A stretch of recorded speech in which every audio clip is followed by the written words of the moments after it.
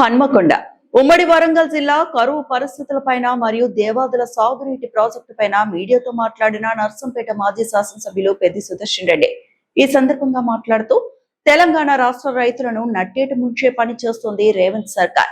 Congress party ప్రభుత్వం ఏర్పడినప్పటి నుంచి నేటి వరకు రైతులకు అన్ని మోసాలే. ఉమ్మడి జిల్లాలో కరువుకు కారణం కాంగ్రెస్ పార్టీనే. రైతులకు జరిగే పంట నష్టానికి పూర్తి బాధ్యత ముఖ్యమంత్రి, ఈ జిల్లా మంత్రులు, ఎమ్మెల్యేలు మరియు అధికారులు.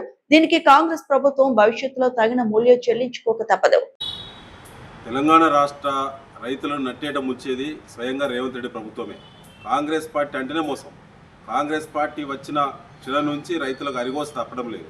ఇవాళ ఎల్నినో ప్రభావం ఉన్నదని చెప్పి శాస్త్రవేత్తలు అనేక నెలల క్రితం ప్రకటించినప్పుడు కూడా తెలంగాణ రాష్ట్ర ప్రభుత్వం ఏమాత్రం ముందు చర్యలు చేపట్టలేదు. ముఖ్యంగా వరంగల్ పూర్వపు జిల్లా జలప్రదాయమైనటువంటి Devadula project phase 1, phase 2, phase 3 3 ఫేజులు కూడా అద్భుతంగా పూర్తి చేసి ఇవాళ ప్రాజెక్టును రైతులకు వరంగా ఇచ్చింది కేసీఆర్ గారి ప్రభుత్వం. గతంలో కేసీఆర్ గారు ముఖ్యమంత్రిగా ఉన్నప్పుడే 4-5 సంవత్సరాలుగా రెండో పంటకు సమృద్ధిగా నీళ్ళిచ్చాడు.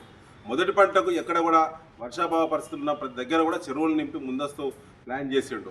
తద్వారా నీటి నిల్వలు, భూగర్భ జలాలు అద్భుతంగా ఉబికి పైకి వచ్చినాయి. కానీ వాళ్ళ భూగర్భ జలాలు పడిపోయినాయి. ఎల్నినో ఎఫెక్ట్ వల్ల రాష్ట్ర ప్రభుత్వం ఎలాంటి చర్యలు చేయలేదు. ముఖ్యంగా దేవాదుల ఫేజ్ 1లో 2 మోటార్లు, ఫేజ్ 2లో 2 మోటార్లు, ఫేజ్ 3 సంబంధించిన దాంట్లో 6 మోటార్లు, మొత్తం కూడా 10 మోటార్లు ప్రారంభించాల్సిన అవసరం ఉండేది.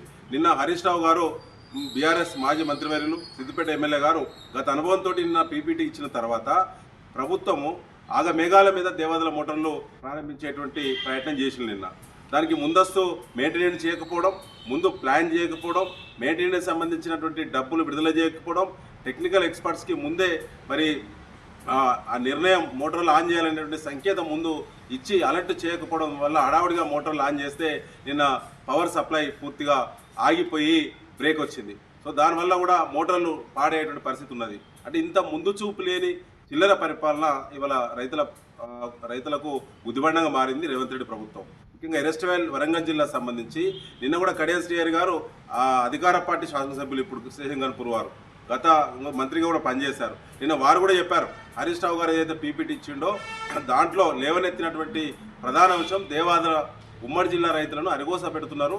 వర్షాభావ పరిస్థితులు ఉన్నప్పుడు కూడా నార్లు పోసుకునే పరిస్థితి లేదు. ఇవాళ పత్తులు ఒకసారి పత్తులు వేసిన తర్వాత పత్తులు పూర్తిగా కూడా సర్వనాశనం అయిపోయినాయి. మళ్ళీ రెండోసారి సీడ్ మీద పెట్టుబడి పెట్టే పరిస్థితి వచ్చింది.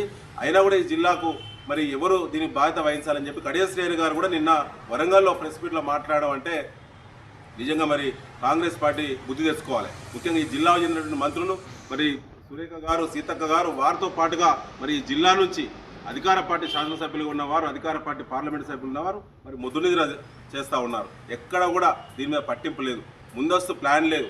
6 జిల్లాలు ఇవాళ వరంగల్ ఎరెస్ట్వేల్ జిల్లాలో ఏ ఒక్క జిల్లాలో కూడా కనీసం ఈ వర్షాభావ పరిస్థితుల మీద ఒక సమీక్ష కూడా నిర్వహించకపోవడం, రైతులకు తగు సూచనలు ఇప్పటివరకు చేయకపోవడం, ప్రాజెక్టు ప్రారంభానికి సంబంధించి దేవాదుల పంపులను ప్రారంభించేటువంటి సోయి లేకపోవడం, ఆలోచనలు లేకపోవడం, దున్నపోతు మీద నీళ్లు పడేట్టు ఉంది తప్ప ఈ ప్రభుత్వం ఏమాత్రం కూడా ఆలోచన చేయడం లేదు. ఇది చాలా దుర్మార్గం.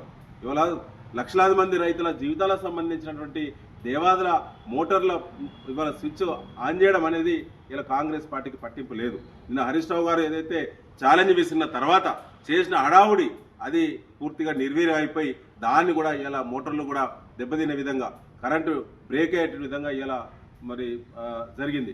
ముఖ్యంగా ఫేజ్ 1, ఫేజ్ 2, ఫేజ్ 3 కలిసి దాదాపుగా 2600 క్యూసెక్ల నీళ్లను ఎత్తేటువంటి అవకాశం ఉండేది.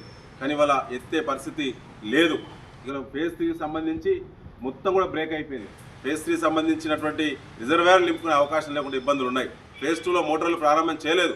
అడావుడిగా చేసేటువంటి ప్రయత్నం ఏతుందో నిన్న విఫలం జరిగింది.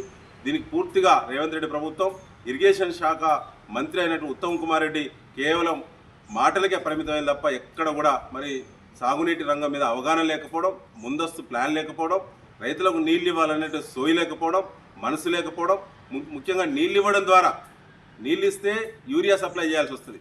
యూరియా సప్లై చేస్తే రేపు దిగుబడి వచ్చిన తర్వాత పంటలు మద్దతు ధర కొనుగోలు చేయాల్సి వస్తుంది. మద్దతు ధర కొనుగోలు చేస్తే మళ్ళీ బోనస్ గుర్తొస్తుంది రైతులకు. ఇవన్నీ కూడా తప్పించుకోవాలంటే బెస్ట్ మార్గం నీళ్ళనే ఎండబెట్టాలని, ఎల్నినో ప్రభావంతో పండలేదని తప్పించుకునేటువంటి కుంటి సాకులో భాగమే ఈ ప్రభుత్వం చేసేటువంటి చిల్లర రాజకీయాలు. దీనికి ఖచ్చితంగా కాంగ్రెస్ పార్టీ మూల్యం చెల్లించాల్సిందే. ఇలా రైతులకు ఎకరా ఎండినా, ఎకరా నష్టం జరిగినా, ఎకరా దిగుబడి సరిగ్గా రాకపోయినా ఖచ్చితంగా కాంగ్రెస్ పార్టీదే బాధ్యత. ఈ జిల్లా చెందినటువంటి అధికార పార్టీ ఎమ్మెల్యేలు, అధికార పార్టీ మంత్రులు, అధికార పార్టీ పార్లమెంట్ సభ్యులే దీనికి బాధ్యత వహించాలని చెప్పి బీఆర్ఎస్ పార్టీ డిమాండ్ చేస్తా ఉన్నారు. మరిన్ని అప్డేట్స్ కోసం మా ఛానల్ని సబ్స్క్రైబ్ చేయండి.